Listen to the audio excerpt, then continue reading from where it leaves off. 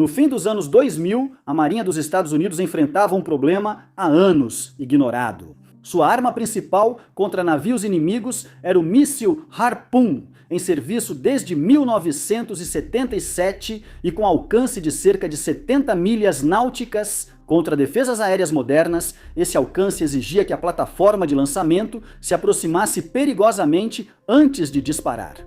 O descaso agravou a situação. Após a Guerra Fria, a Marinha retirou de serviço a versão antinávio do míssil Tomahawk. A capacidade de localizar e afundar navios inimigos à distância foi sendo deixada de lado, enquanto a Marinha priorizava ataques terrestres e projeção de poder em terra. Então, o ambiente estratégico mudou. A China investiu pesado no que os planejadores chamam de capacidades de anti-acesso e negação de área. Relatórios de 2009 destacaram o DF-20 e um D-míssil balístico projetado para ameaçar porta-aviões a distâncias superiores ao alcance do Harpoon da Marinha. Os grupos de porta-aviões americanos corriam risco de serem superados em alcance no tipo de combate exigido pelo Pacífico. A Marinha precisava urgentemente de um novo míssil antinável. Com essa urgência, a Marinha tomou uma medida incomum e recorreu à DARPA, a Agência de Pesquisa Avançada do Pentágono, para construir o que deveria ser uma arma operacional. O resultado foi o míssil antinável de longo alcance, ou LARASIM, um míssil de cruzeiro furtivo e autônomo, que desde então tem sido chamado de o matador de navios definitivo. E esse rótulo levanta algumas perguntas que valem a pena investigar. Por que a DARPA acabou conduzindo um programa que normalmente pertenceria ao próprio processo de aquisição da Marinha? Por que os engenheiros apostaram em um sistema furtivo subsônico com direcionamento a bordo em vez de pura velocidade? E como o LARASIM passou de ter o contrato concedido para atingir navios em apenas alguns anos? Alerta e mudança de direção da DARPA. Na década de 1990, a Marinha dos Estados Unidos focou quase totalmente em operações terrestres, pois a Guerra do Golfo e intervenções seguintes valorizaram ataques de precisão em terra. As asas aéreas dos porta-aviões bombardearam alvos no Iraque, Sérvia e Afeganistão. A missão da frota passou a focar em projetar poder em terra, e o financiamento seguiu essa prioridade. O combate entre navios foi ficando de lado. A Marinha não enfrentava um confronto de superfície desde 1988, quando entrou em choque com forças iranianas no Golfo Pérsico. O desenvolvimento de mísseis antinável desacelerou e o conhecimento institucional sobre ataque marítimo foi se perdendo. O Harpoon continuou em uso enquanto rivais investiam em armas mais modernas e de maior alcance. No fim dos anos 2000, as consequências já eram difíceis de ignorar. Mísseis balísticos antinávio e de cruzeiros chineses modernos ameaçavam os navios de combate de superfície dos Estados Unidos além do alcance do Harpoon. Jogos de guerra focados no Pacífico continuavam produzindo os mesmos resultados bastante desconfortáveis. Os navios americanos tinham dificuldade para se aproximar o suficiente para atacar sem serem atingidos primeiro.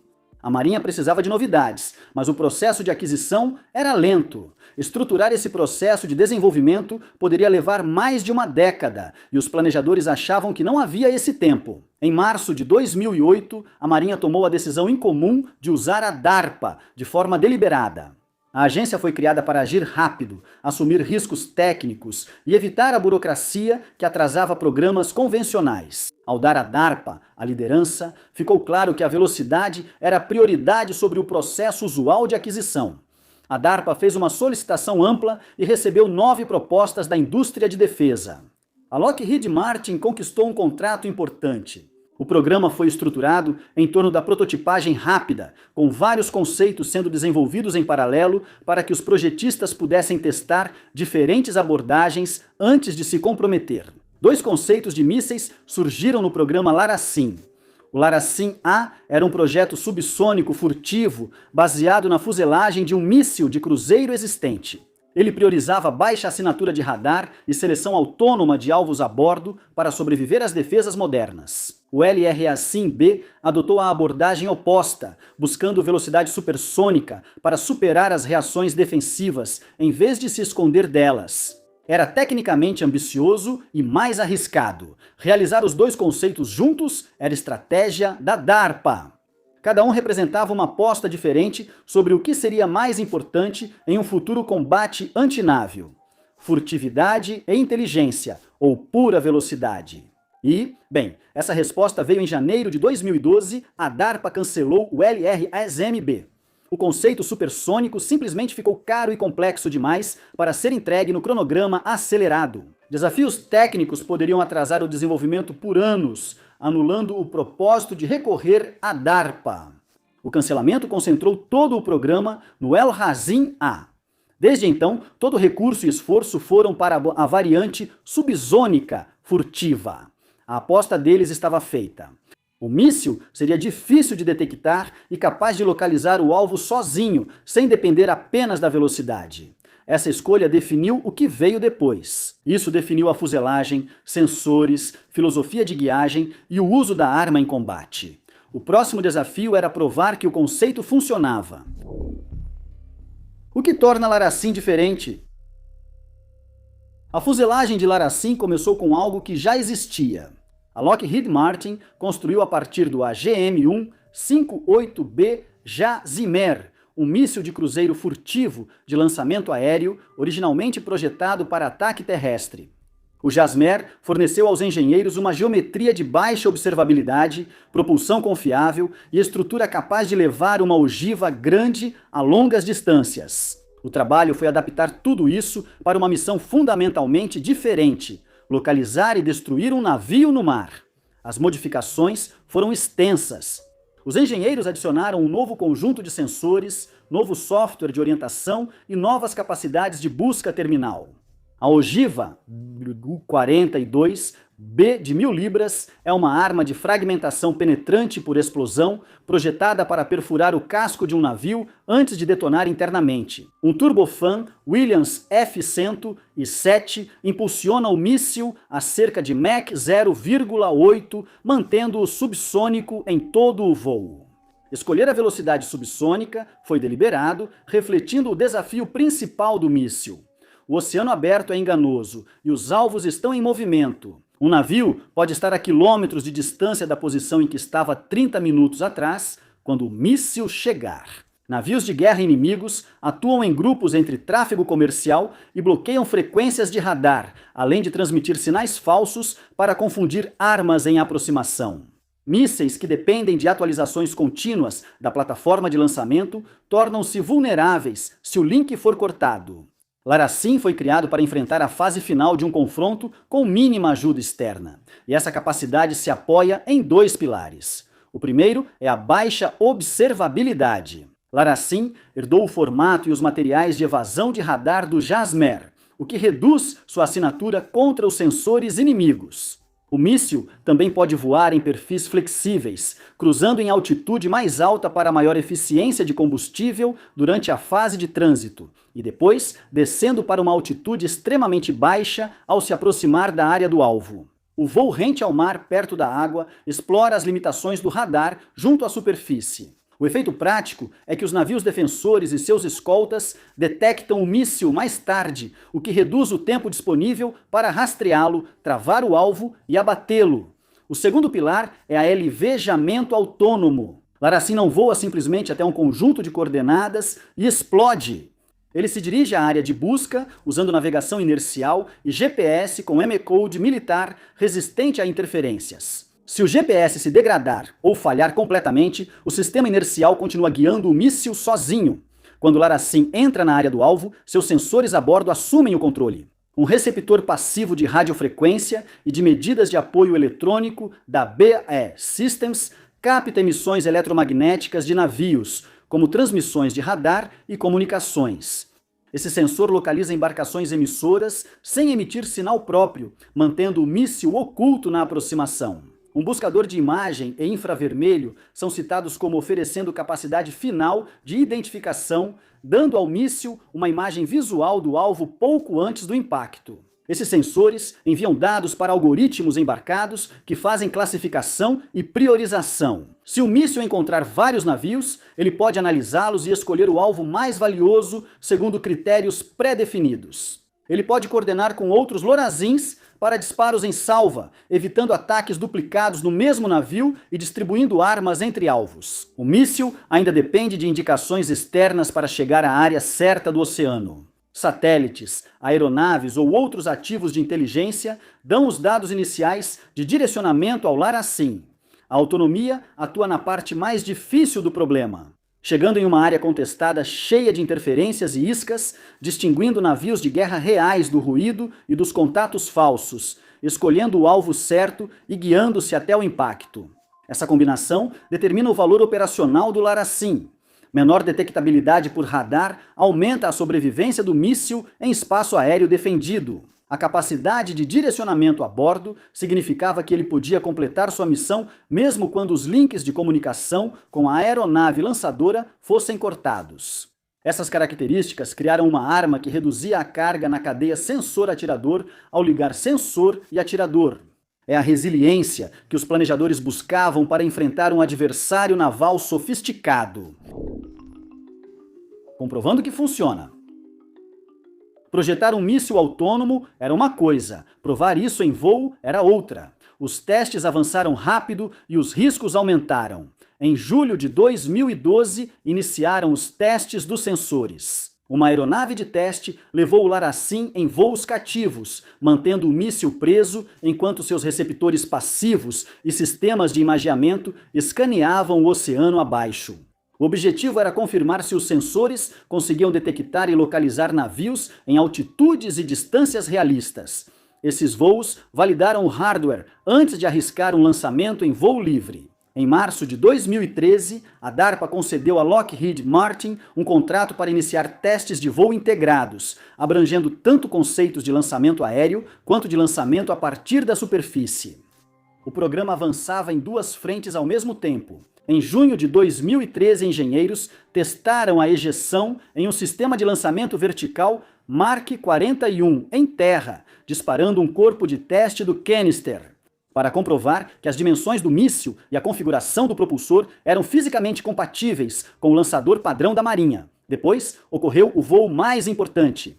Em 27 de agosto de 2013, um bombardeiro B-1B, partindo do campo de testes marítimos de Point Mugu, na Califórnia, lançou um LRAS-M sobre o Pacífico. O míssil seguiu os pontos planejados na fase de trânsito e passou para a orientação autônoma ao chegar na área do alvo, onde havia várias embarcações. Os sensores do Lar-Assim detectaram o grupo, classificaram os contatos e selecionaram o alvo correto, um navio desativado de 260 pés sem tripulação. O míssil atingiu o alvo. Esse único teste demonstrou toda a sequência em torno da qual o programa havia sido construído.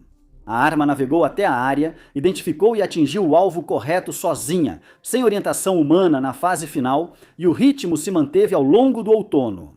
Em novembro de 2013, um segundo teste aéreo atingiu novamente um alvo marítimo em movimento, mostrando repetibilidade. O desenvolvimento do lançamento de superfície seguia o mesmo ritmo. Em setembro de 2013, um veículo de teste com propulsor foi lançado com sucesso de uma instalação terrestre do lançador vertical Mark 41. Em janeiro de 2014, engenheiros já tinham ligado o Lar-Assim ao sistema de controle de armas Tomahawk. O sistema da instalação de testes indicou que o míssil podia ser integrado à eletrônica de lançamento dos navios com poucas modificações. O terceiro grande teste aéreo foi em fevereiro de 2015. Esse voo acrescentou um novo nível de dificuldade. O míssil voou em baixa altitude sobre a água e então encontrou um obstáculo previamente planejado ao longo de sua rota. Lar-Assim fez um redirecionamento autônomo, ajustou a trajetória para evitar o perigo, retomou a aproximação e atingiu o alvo. Cada teste acrescentava uma nova exigência sobre a anterior. Primeiro, comprove o funcionamento dos sensores, depois mostre que o míssil voa, localiza e acerta um navio e, por fim, que se adapta a imprevistos. No início de 2015, Lar-Assim concluiu todas as verificações do programa em um cronograma agressivo, cumprindo a promessa de rapidez da DARPA. A arma caçava à distância em condições feitas para testar as capacidades autônomas que justificavam sua existência. A luta nos bastidores. Os testes deram ao Pentágono base para agir. Em fevereiro de 2014, o Departamento de Defesa autorizou a produção limitada de Laracin como capacidade operacional urgente. A designação permitia que a arma fosse usada em campo de forma provisória, pulando etapas da aquisição e suprindo a falta de armamento antinável. Enquanto buscavam uma solução de longo prazo, a decisão mantinha a Lockheed Martin como única produtora, sem concorrência na produção inicial. A velocidade era justificativa. A Marinha havia passado anos assistindo suas capacidades antinável se deteriorarem. Oficiais disseram que reabrir o programa para licitação competitiva levaria tempo que não podiam perder, mas houve discordâncias. Em março de 2014, Raytheon e Kongsberg fizeram um protesto formal ao Government Accountability Office. As duas empresas já haviam colaborado no Missile Naval Strike, sistema norueguês usado por marinhas aliadas. Eles disseram que o Pentágono deveria fazer uma competição, pois sua variante do míssil Joint Strike atenderia aos requisitos. Afirmaram que excluir concorrentes qualificados violava a lei federal de aquisição. O protesto ameaçou o cronograma. Uma análise estendida do RAL poderia suspender o contrato por meses, caso o órgão favorecesse a Raytheon e a Kongsberg. O Pentágono pode ter que reestruturar o programa de forma competitiva, o que atrasaria ainda mais as primeiras entregas, possivelmente por anos. Para uma arma considerada urgente, o atraso era justamente o resultado que a Marinha organizou todo o esforço DARPA para evitar. O GAO decidiu em junho de 2014 e rejeitou o protesto, afirmando que uma nova concorrência traria risco inaceitável ao cronograma e repetiria trabalhos já feitos. Laracin já havia voado, atingido alvos e mostrado suas principais capacidades autônomas. Começar do zero com uma avaliação paralela não atenderia à urgência declarada. Após superar obstáculos legais, o programa avançou. A DARPA contratou a Lockheed Martin por cerca de 200 milhões de dólares para agilizar a passagem dos testes de protótipo à produção inicial. O dinheiro financiou testes de voo, fabricação, preparação e integração para colocar o míssil em aeronaves operacionais. Apesar do rótulo de solução temporária, a realidade já se afastava do plano. Aquisições na defesa quase nunca acompanham o ritmo das avaliações de ameaças. As taxas de produção cresceram lentamente. O programa sucessor, para o qual Laracin serviria de ponte, ainda levaria anos para entregar algo. A cada ciclo orçamentário que passava, sem que uma substituição atingisse a maturidade, Laracin deixava de ser uma solução temporária e se tornava cada vez mais uma solução permanente. O míssil que a Marinha havia construído às pressas estava ficando por mais tempo do que qualquer um havia prometido inicialmente. Do protótipo à linha de frente,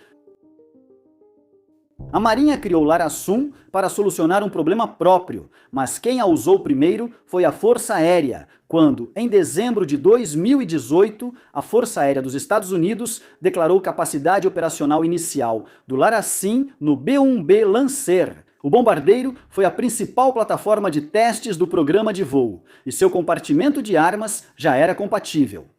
As equipes da Força Aérea nas bases de Dyce e Ellsworth passaram a carregar o míssil em missões operacionais. O B-1B se destaca por transportar até 24 Laracins em seus 3 compartimentos internos de armas com apenas uma aeronave. Uma missão de bombardeiro pode lançar 2 dúzias de mísseis antinavio furtivos, cada um apto a mirar autonomamente ao chegar à área de busca. Um voo com 2 ou 3 B-1Bs representava um poder de fogo antinávio que os Estados Unidos não conseguiam gerar pelo ar há décadas. A plataforma da Marinha veio em seguida. Cerca de um ano depois, em novembro de 2019, a Força declarou capacidade operacional inicial para o Laracin no F-18EF Super Hornet. A integração já estava em andamento anos antes desse marco. Voos de transporte cativo e testes de flúter e carga estrutural em 2015 e 2016 confirmaram que o míssil podia ser transportado com segurança nos pilones externos do Super Hornet, em velocidades e altitudes operacionais. A integração de software e a certificação de liberação de armamentos vieram em seguida. Um Super Hornet carrega menos Laracin do que um B-1B, o caça normalmente emprega. 2 mísseis por missão. A plataforma opera a partir de porta-aviões podendo decolar de qualquer ponto do oceano onde eles estiverem. A ala aérea com Super Hornets, armados com Laracin, deu à frota capacidade antinávio própria, sem depender de bombardeiros em terra de aeródromos distantes. As duas plataformas juntas transformaram as capacidades das forças americanas no mar. Por mais de uma década, a principal arma antinavio aérea da Marinha era o antigo Harpoon. Antes limitado a 70 milhas náuticas e vulnerável às defesas modernas, o Harpoon foi superado pelo Laracin, que ampliou esse alcance para centenas de milhas. Porta-aviões, grupos aéreos ou esquadrões de bombardeiros passaram a atingir alvos de superfície inimigos além do alcance da maioria das defesas aéreas embarcadas. Isso alimentou diretamente conceitos operacionais e a Marinha vinha desenvolvendo a letalidade distribuída. A ideia de espalhar o poder de fogo ofensivo por mais plataformas e uma geografia mais ampla dependia de ter armas que pudessem atingir a uma distância significativa. Laracin tornou o conceito prático. Um Super Hornet decolando de um porta-aviões a centenas de milhas do alvo ou um B-1B operando a partir de Guam ou da Austrália poderia ameaçar navios de guerra inimigos sem se aproximar a distâncias em que suas próprias plataformas enfrentariam destruição. A mudança também afetou o planejamento. Do outro lado, um adversário defendendo-se contra ameaças da era Harpoon precisava se preocupar com corredores de aproximação relativamente curtos. Defender-se do Laracin exigia considerar mísseis furtivos, vindos de várias direções e longas distâncias, lançados por plataformas possivelmente fora do alcance de um contra-ataque. Uma ausência notável marca o início do uso em campo. A variante de lançamento de superfície, disparada pelo sistema de lançamento vertical Mark 41, usado na maioria dos cruzadores e destroyers da Marinha, foi demonstrada com sucesso em vários testes entre 2013 e 2016, incluindo de ejeção, integração ao sistema de controle de armas Tomahawk e compatibilidade. O primeiro incremento operacional priorizou o emprego aéreo, mantendo o lançamento de superfície como tecnologia comprovada, mas sem data prevista, sendo adiado para um futuro ainda indefinido. A decisão refletiu prioridades orçamentárias e a lógica da designação urgente.